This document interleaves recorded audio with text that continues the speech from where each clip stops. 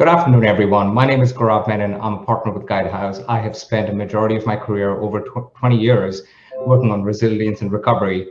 And I'm really excited. I'm honored, privileged to be here with great leaders from our state and local governments. We have Doug Farnham from the state of Vermont. We have Annette Guzman from Cook County, Illinois, and we have Khalil Rahal from Wayne County, Michigan. I would like the panelists to each introduce yourselves in a few minutes. We'll start with Annette.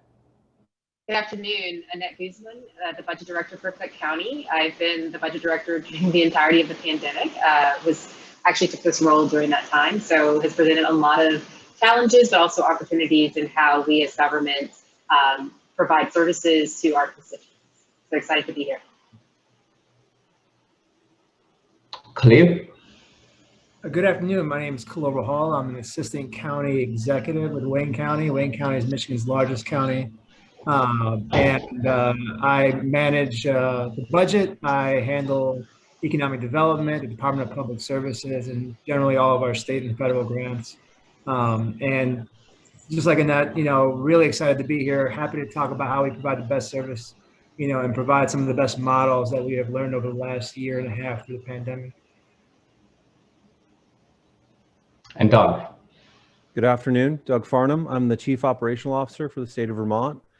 Most of my background is in tax and finance, so managing the funds that are coming through our central office and going out to all the different departments and agencies for pandemic recovery and response programs.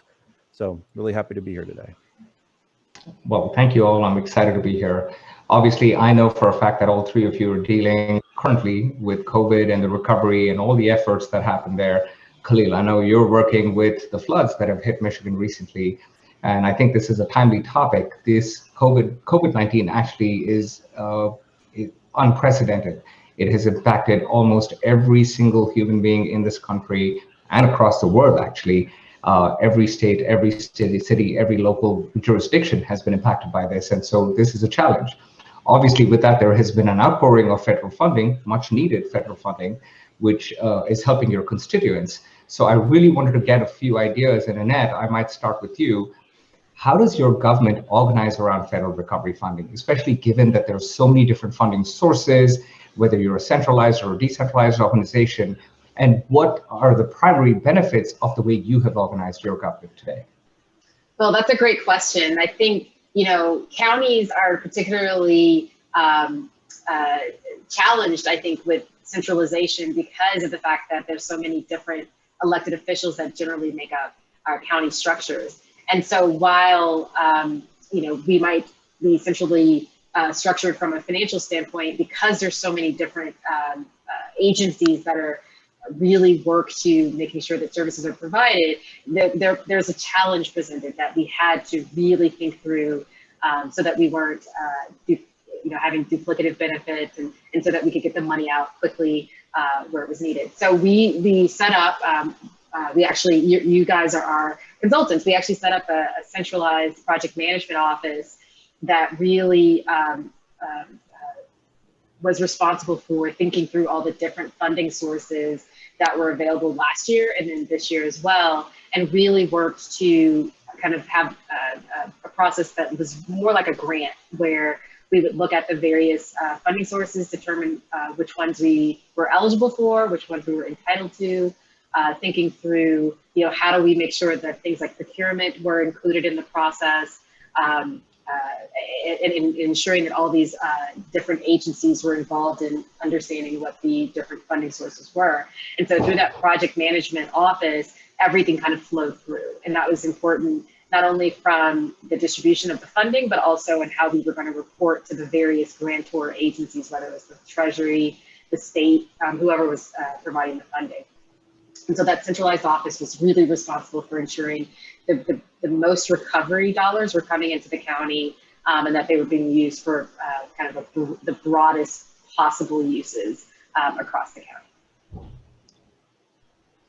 Thank you, Annette. And Doug, I know we've had this discussion before, but what do you think, like a follow-on question to this is, when we talk about the compliance requirements and the reporting requirements and the eligibility criteria, what are you seeing in the state of Vermont and how are you dealing with those? So what I'm seeing right now is evolving reporting requirements and very fund specific reporting requirements. So we have, different reporting requirements, very detailed requirements for the rental assistance program. We have program level reporting for CRF, and then we have program level 1-year plans and detail level for the state fiscal recovery coming up. And we're constantly having to adapt and change what information we're collecting. And I realize it's valuable information. It's important to know your outcomes, but it's also putting a really heavy burden and making these monies be spent less efficiently because we're having to spend a lot of time building systems to respond to that. And so I think that's pretty much what we're seeing right now. Yeah. So what is the strategy sorry, Khalil, what is the strategy you're implementing right now, Doug, and then Khalil, to deal with this challenge? Well, we've had to pull on additional resources. I'd have to say our strategy hasn't been very evolved because we're in a position where if the Treasury says we have to submit certain information, we have to do it. So we're trying to align our state level strategic plans with these performance requirements we're going to see coming from Treasury, so that we're not doing double performance measuring and double recording of data. We're just hitting a critical mass where we have to pick and choose what we're going to be able to measure throughout this pandemic because we're having so many requirements come at us. And Khalil? Yeah, I think, what I'm hearing, both Annette and Doug talk about a little bit is a capacity issue, not just, maybe for our counties or our particular governments, but also local municipalities who maybe don't have the experience to deal with these funds, right? So in Wayne County, we have 43 different municipalities, the largest of which is the city of Detroit, and the city of Detroit, gets, federal funds all the time. But there are 42 other communities who have to administer American Rescue Plan dollars now for the first time, ever. And they didn't have the experience that we had going through with the CARES dollars. So, we've been trying through, with all of your great help, right, is set up, weekly calls with all 43 municipalities and the state, and lend our expertise and our resources and the experience that we had last year through the CARES dollars so that those communities, feel safe. We are seeing some communities in the state of Michigan being cautious and maybe even giving some of the dollars back because they don't want to take on that level of responsibility. And what we're telling everybody now is, look, if we work together, if we communicate, and maybe if we leverage our funds together, maybe we can take away some of the reporting and auditing issues that you're so fearful. No, I think Khalil, I think that's a great point, and Doug, I know we have discussed this before, but I think what we're seeing in the state and local governments is there's a tendency to go back to doing the programs that already existed and doubling down on those programs, while also looking at equity and how do we actually get the money to those communities, as Khalil mentioned, who don't have the experience but who need the help the most. So can you share your thoughts around how is the state of Vermont dealing with this equity issue and with reaching out to the constituents in the communities that need this funding the most? What are any unique strategies you've employed, especially using public-private partnerships or something, to actually get this money to the sources that have been most impacted by COVID-19?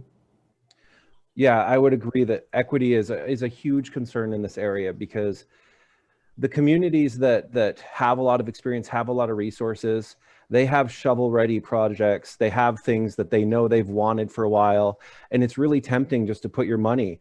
We have more than enough need in that area of projects that we could probably put all the money into those projects. But then the communities that haven't had the resources to plan, haven't had the resources to even scope out what their needs really are. That's what we're working with right now to try to use some federal metrics, really make sure that we're deploying the money intelligently with that equity lens in mind, and we're not just pushing the money towards shovel-ready projects. I think we're thinking about a couple different strategies on how to do that, so we haven't landed in a firm position, but we want to at least make sure some of that money is held back and can go to those communities that need it the most.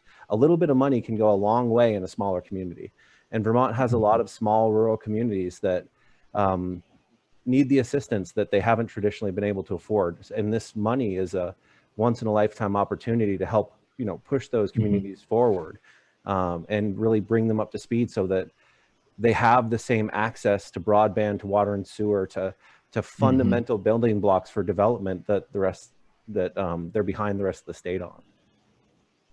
No, I think that's great, Doug. No, thank you. And Annette and Khalil, I'm going to ask you a little bit of a follow-on question here. So Annette, I know you're in Cook County and you have an extremely diverse population, and you have a lot of union laws around, especially when it comes to the premium pay component.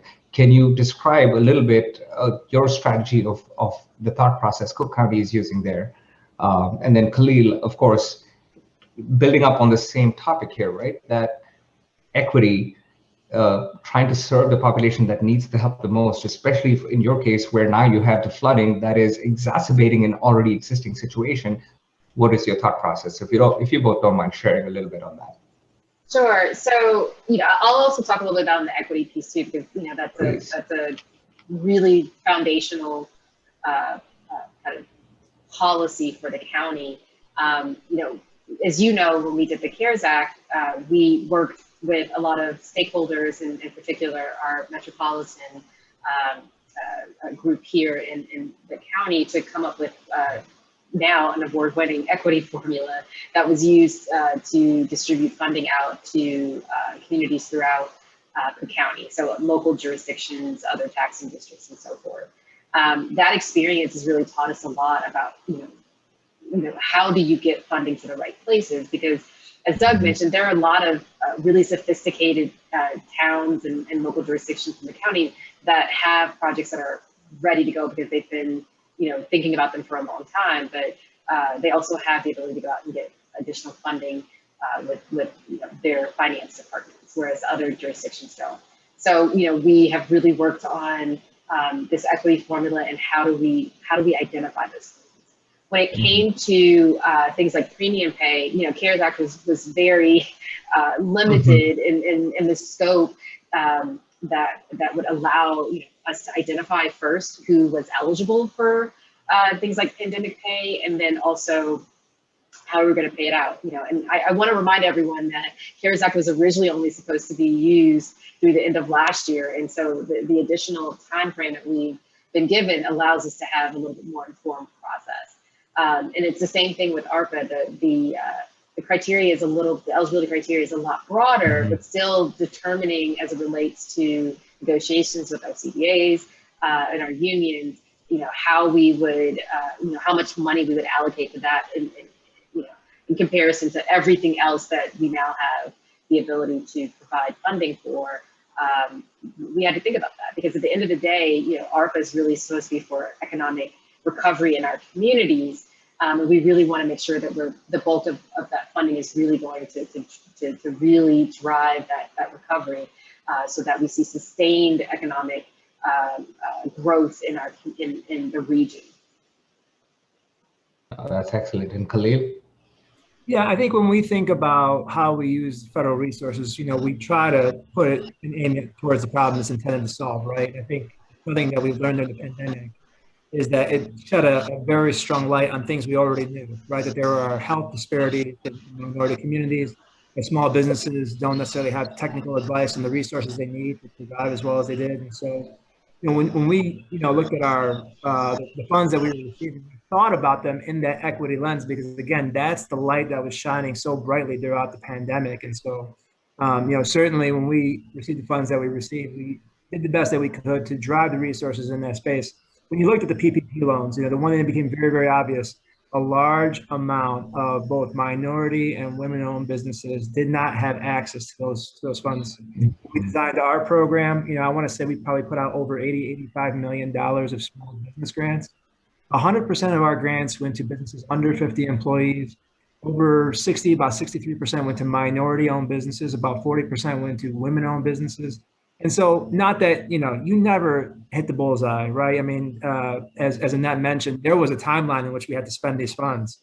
And for the longest time, we all believed if we didn't spend them, we would have to get them back. And so we did the best that we could to get it on the board, if you will. And I think we did a really good job of that, but always keeping that equity lens in mind. And the same thing with the health disparities. And so if there were testing sites that we had to set up, we try to aim it towards low-income areas. If there are vaccination sites that we try to set up, we try to make it a mobile vaccination site so that we can get to areas that traditionally don't have access to healthcare for all kinds of reasons.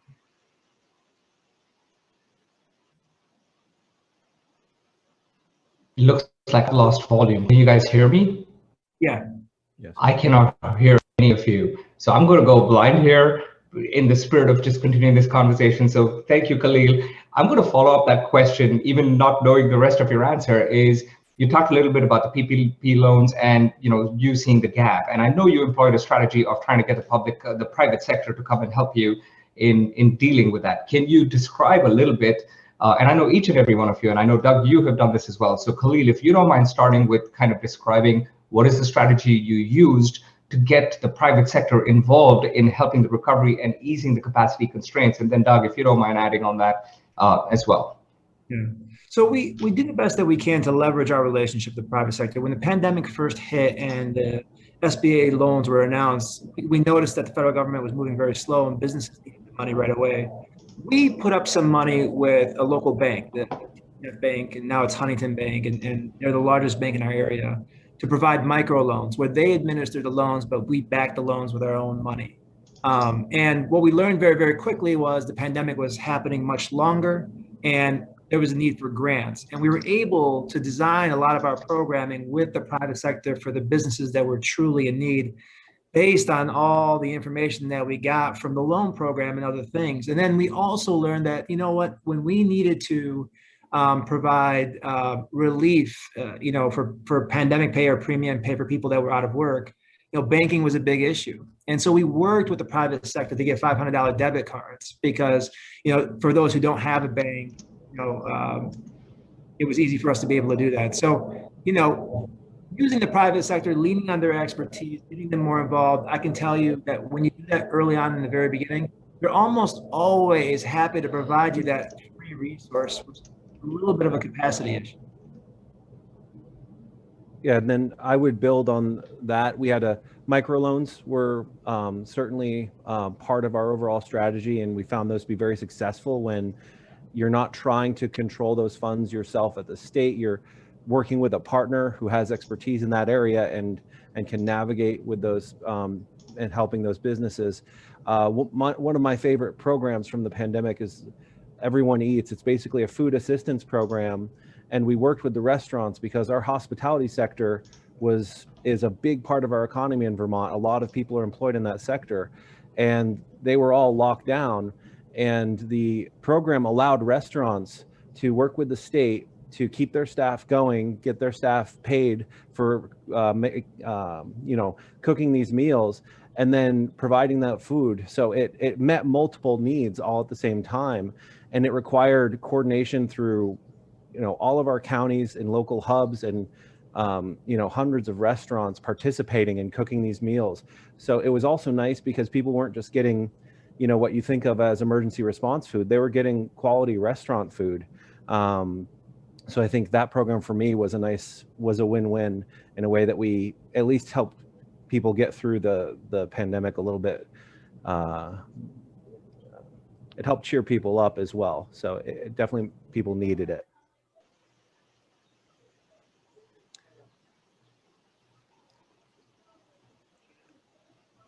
So I'm guessing you guys can still hear me, and thank you, Doug, for that. Can somebody say something? I tried dialing in to see if this works. Yeah, we can hear you. Awesome, excellent, great. With about less than a minute and a half left for us to go on this panel, I'd like to end with one question to all three of you that I hope you can answer to the best of your ability. But the federal government has done an immense and an amazing job in trying to get this funding out. There are about hundreds of different programs that have been budgeted and provided to state and local governments to work on their recovery efforts. Looking down 10 years down the road from now, where do you think we need to be with federal funding mechanisms to better recover from disasters? So Annette, we'll start with you. Sure. I think one of the things that Doug said earlier is kind of paramount when it comes to getting funding out to the people that need it. And it's recognizing how local governments budget and how their programs are structured, because you know, when there's so much that's focused on reporting and you know, doing things in the way that the federal government needs it to be for their budget, it really takes away from us being able to get the work done and get the work out and get the money out. So I would hope that we have a little bit better collaboration on how the funding is structured so that the funding can get out a lot quicker. And with a few seconds left, Doug or Khalil want to jump in? Go for it. I would just say we need to understand our unmet need in the equity area much better. And I think that's this has shown a light on for everyone, that if we have a better idea where unmet needs are, we can react and build on that and kind of close down some of those weaknesses and those deficiencies ahead of time, so it doesn't hurt so bad when something happens. Gaurav, I'll just end very quickly by saying it's probably good if we could start designing programs for preventative measures than recovery. Right. Absolutely. And panelists, thank you so much. Despite the technical snafu and me not able to hear at least 5 to 7 minutes of the conversation, it was a pleasure to have you on. Thank you for carrying the conversation. And I agree. I think we can all, do things differently. We can start being more proactive, the country as a whole, to make sure that our recovery and resilience is stronger going forward. Again, thank you all for being here today. Appreciate it. Thank you. Thank you.